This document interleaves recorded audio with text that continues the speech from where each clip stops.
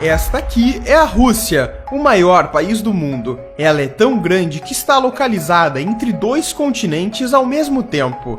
O primeiro deles é a Ásia, à sua direita. Já o segundo é a Europa, à esquerda. A Rússia possui características geográficas que favorecem tanto o processo de expansão do país como o processo de invasão do mesmo. Com estas características sendo isto, a gigantesca planície que vai da Europa Oriental até a parte siberiana da Rússia, compondo grande parte do território russo. E no meio desta planície temos isto, uma enorme cordilheira chamada de Montes Urais. Essa região literalmente divide o território russo em duas partes, com a parte oeste formando a grande planície europeia e a parte leste, por sua vez, formando a planície siberiana. Em toda a história russa, a migração por essas planícies sempre foi muito fácil, dado a geografia do local, e fez assim com que os povos daquela região pudessem atravessar aquele território mais facilmente.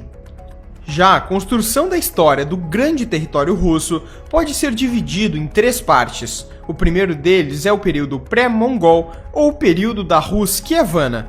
O segundo é o período do Principado de Moscou e, por último, o período czarista da Rússia. A história dessa nação começa no século IX, onde a origem da civilização russa não está na atual Rússia, mas sim aqui na atual Ucrânia. A história dessa região começa quando tribos de povos eslavos passaram a se movimentar no eixo no que hoje é a atual Bielorrússia, Ucrânia e a Rússia. Como resultado, inúmeros eslavos se fixaram e se dividiram em três grupos diferentes. O primeiro são os grão-russos, que deram origem aos russos atuais. O segundo grupo são os pequenos russos, que posteriormente deram origem aos atuais ucranianos. E por fim, os russos brancos, que deram origem aos bielorrussos. Assim, com a união destes povos em 862, surge a região de Rus de Kiev. Ela ocupava grande parte da atual região da Bielorrússia, o centro e o noroeste da Rússia europeia e, por fim, a parte norte da atual Ucrânia. Mas passando para o início do século XII, este aqui já era o território dos Rus de Kiev. Os governantes de Kiev agora tinham controle de regiões mais ao norte, fazendo fronteira com as tribos Sames no atual território da Finlândia, e o território também era cortado aqui pelo Mar Branco. Mas em meados do mesmo século, o território de Kiev entra em um período de fragmentação, com a morte de Mstislau I. O fato é que, com o aumento do território, Kiev já não tinha tanto poder como antes. Cidades como Vladimir, Smolensk, Chernigov e Galit fizeram seus próprios principados, e isto resultou em uma descentralização política e militar. E isto fez com que em 1223 o Império Mongol percebesse as brechas da instabilidade, e os mongóis invadiram a região de Rus de Kiev, e permaneceram dominando seu território. E com esta invasão, devido à desorganização política interna, a região deixou de existir, e o que antes era a Grande Rus de Kiev se fragmentou. A região de Rus de Kiev agora era dominada pela Horda de Ouro Mongol, que dominava todo o leste. Também a República da Novogárdia, que dominava o norte, e depois o Grão-Ducado da Lituânia, que estava presente no oeste. E com a fragmentação surgiu o Grão-Principado de Moscou, que deu origem à atual Rússia. E apesar de estar concentrada em um pequeno território, Moscou tinha agora uma localização estratégica. Ela estava protegida de ataques dos mongóis devido à floresta ao seu redor. E por ser uma rota comercial, isto ajudava assim na sua renda com o passar dos anos.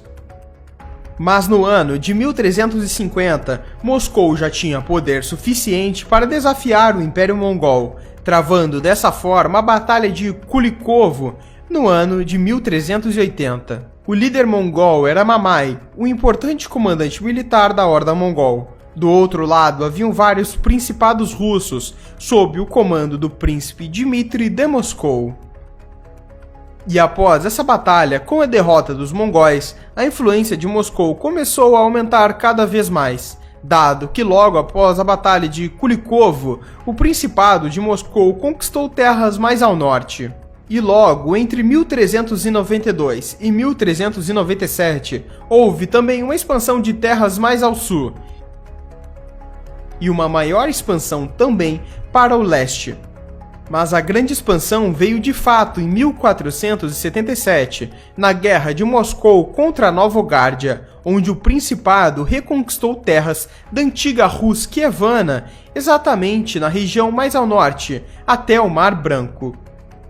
E é no ano de 1489, onde as terras do leste começam também a fazer parte do território de Moscou.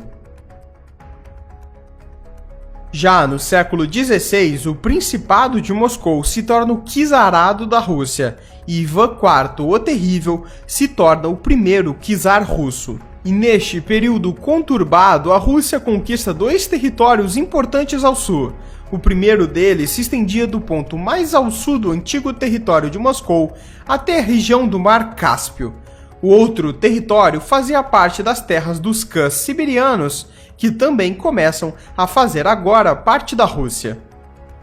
E no mesmo século, onde o território e a influência da Rússia já eram muito maiores, o fim do Império Mongol na antiga Rus Kievana marcou o início de um longo processo de expansão russa, e guerras entre russos e lituanos começaram a acontecer, com os russos perpetuando e expandindo seu território, tanto que no começo do século XVII já dominavam quase metade da região do que hoje é o território russo.